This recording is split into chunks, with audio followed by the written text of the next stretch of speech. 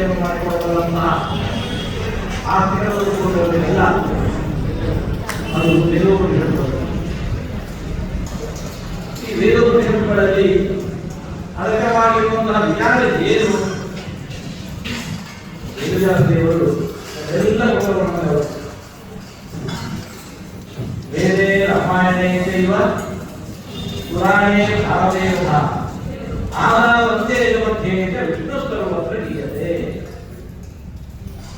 ಒಂದಲ್ಲ ಎರಡಲ್ಲ 4 ವೇದಗಳು, ಒಂದಲ್ಲ ಎರಡಲ್ಲ 18 ಪುರಾಣಗಳು, ಸಕಲ ಶಾಸ್ತ್ರಗಳ ಪ್ರಮೇಯವನ್ನೇ ಹೇಳ್ತಾ ಇದ್ದೇವೆ. ಅದನ್ನು ಬಿಟ್ಟುಬಿಡದಿರತಕ್ಕಂತಹ ನಿಮ್ಮ ಮಹಾಭಾರತ, ಇದೆಲ್ಲ ಇರತಕ್ಕಂತಹ ವಿಚಾರ ಏನು? ಆದೌ ಅಂತ್ಯೇಕ ಮಧ್ಯೇಕ, ಎಲ್ಲಿ ತೆಗೆದು ನೋಡಿ ವಿಷ್ಣು ಸರ್ವತ್ರ ಗೀಯತೆ. ಭಗವಂತನ ಸರ್ವೋತ್ತಮತ್ವವನ್ನು ಇವೆಲ್ಲವೂ ಕೂಡ ಪ್ರತಿಪಾದನೆ ಮಾಡಿಕೊಡ್ತಾ ಇದ್ದಾರೆ. ವೇದವ್ಯಾಸದೇವರು ಒಂದು ಈ ಮಾತು ನಂತಾ ಇದ್ದಾರೆ, ಸಕಲ ಶಾಸ್ತ್ರಗಳ ಅಭಿಪ್ರಾಯ ಏನು? ಆರೋಗ್ಯ ಸಂಪೂರ್ಣ ಶಾಸ್ತ್ರ ಎಲ್ಲ ಶಾಸ್ತ್ರಗಳನ್ನು ಅಡಿಮೇಲು ಮಾಡಿ ನೋಡಿದೆ. ಏನು ವಿಚಾರ ಸಿದ್ಧವಾಯಿತು ಅವುಗಳ ಮರುಪರೀಕ್ಷೆ ಮಾಡೋಣ ಅಂತ ಹೇಳಿಕೊಂಡು ವಿಚಾರ ಪುನಃ ಪರೀಕ್ಷೆಗೆ ಹೋಗಿದೆ. ಇದನ್ನೇನು ಫಲಿಪನ್ನಂ ಇಷ್ಟು ತೀರ್ಮಾನಕ್ಕೆ ಬಂದಿದೆ. ಏನು ಏನು? ನಾರಾಯಣ ಸದಾ ಶ್ರೀಮನ್ನಾರಾಯಣನನ್ನು ಸದಾ ಧ್ಯಾನಿಸಬೇಕು. ಶ್ರೀಮನ್ನಾರಾಯಣನನ್ನು ಸದಾ ಧ್ಯಾನಿಸಬೇಕು. ಏನು? ಸಕಲ ಶಾಸ್ತ್ರಗಳ ಕೊನೆ ಏನನ್ನು ಧ್ಯಾನಿಸಬೇಕು? ನಾರಾಯಣ ಅಂತ ಹೇಳ್ಬಿಟ್ಟು ಧ್ಯಾನಿಸಬೇಕು. ಏನು ನಾರಾಯಣ ಅಂತ ಧ್ಯಾನಿಸಬೇಕು? ಯಾಕೆ ನಾರಾಯಣ ಅಂತ ಅರ್ಥ ಏನು? ಭಗವಂತನ ನಾಮ. ಯಾಕೆ ಭಗವಂತನಿಗೆ ಆ ನಾಮ? ನಿಮ್ಮ ಆಚಾರ್ಯರು ಮಧ್ವಾಚಾರ್ಯರು ಆ ನಾರಾಯಣ ಶಬ್ದದ ಅರ್ಥವನ್ನು ನಮಗೆ ತಿಳಿಸಿ ತೋರಿಸ್ತಾ ಇದ್ದಾರೆ.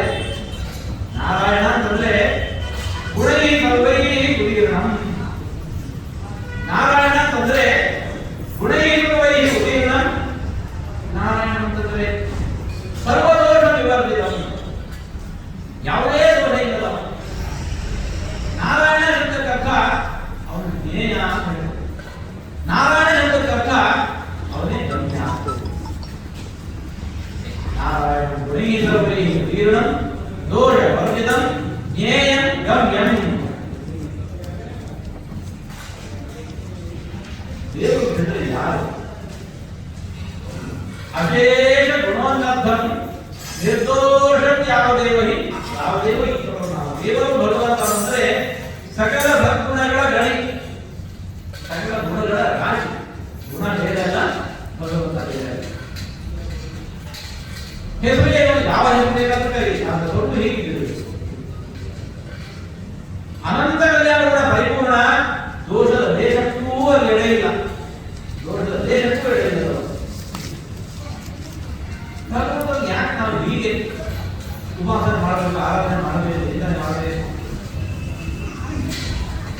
ನಾಳೆ ನಾವು ಅದನ್ನೇ ಸೇರಬೇಕು. ನಮ್ಮೆಲ್ಲರ ಬದುಕಿನ ಗಮ್ಯ ಯಾವುದು? ಭಗವಂತನ ಮುಗಿಸಬೇಕು. ಯಾಕೆಂದರೆ ನಮ್ಮ ಎಲ್ಲರ ಬದುಕಿನ ಆಸೆ ಸುಖಮೇವ ಮೇಸ್ತಿ ಆಗ ದುಃಖಮನ್ನಾಗಿ ಸಕಲ ಜನಾಂಗದ ಪ್ರಾಣಿ ಪಕ್ಷಿಗಳ ಜೀವರಾಶಿಗಳ ಬಯಕೆ ಮೊದಲಿಗೆ ಸುಖ ಬೇಕು, ಕಷ್ಟ ದುಃಖಗಳು ಯಾವತ್ತೂ ಬರಬಾರದು. ಈ ಸಂಸಾರ ಬಗ್ಗೆ ನಾವು ಏನು ಸುಖ ಅನುಭವದಿಂದ ಇದ್ದರೆ ದುಃಖ ಇದ್ದದ್ದು. ಹಗಲು ಕರ್ತವ್ಯಗಳು ಹೇಗೆ ಒಂದರಲ್ಲಿ ಹೇಗೆ ಹೋಗಿದೆ, ಅದರ ಒಂದೇ ಒಂದು ಸ್ಥಾನ ಇದೆ, ಅದು ಭಗವಂತನ ಲೋಕ, ಶ್ರೀಮನ್ ನಾರಾಯಣ ಲೋಕವಿತ್ತು.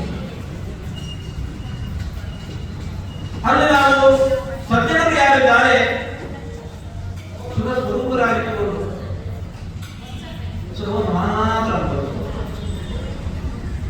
ದುಃಖದ ದೇಶಕ್ಕೂ ಬೇಡ.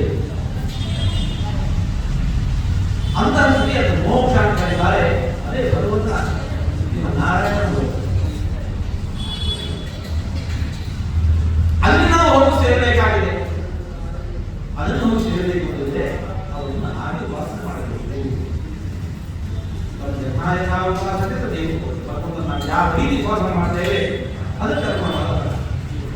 ಭಗವಂತ ನಿರ್ದೋಷ, ದೋಷದ ಏನೂ ಬರುವುದಿಲ್ಲ. ಹೀಗೆ ಉಪಾಸನೆ ಮಾಡೋದಕ್ಕಾಗಿ ನಮ್ಮಲ್ಲಿರುವ ದೋಷಗಳೆಲ್ಲ ದೂರ ಆಗ್ತದೆ.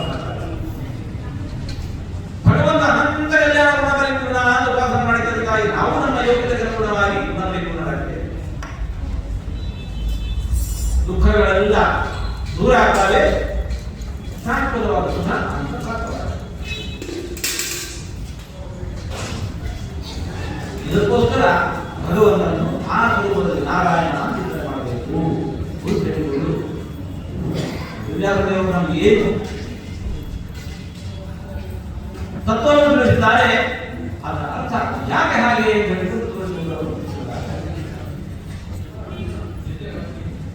ಇಂತಹ ಭಗವಂತನ ಆರಾಧನೆ ಯಾವತ್ತೋ ಅಲ್ಲ, ಪ್ರತಿನಿತ್ಯ ನಡೆಯಬೇಕು.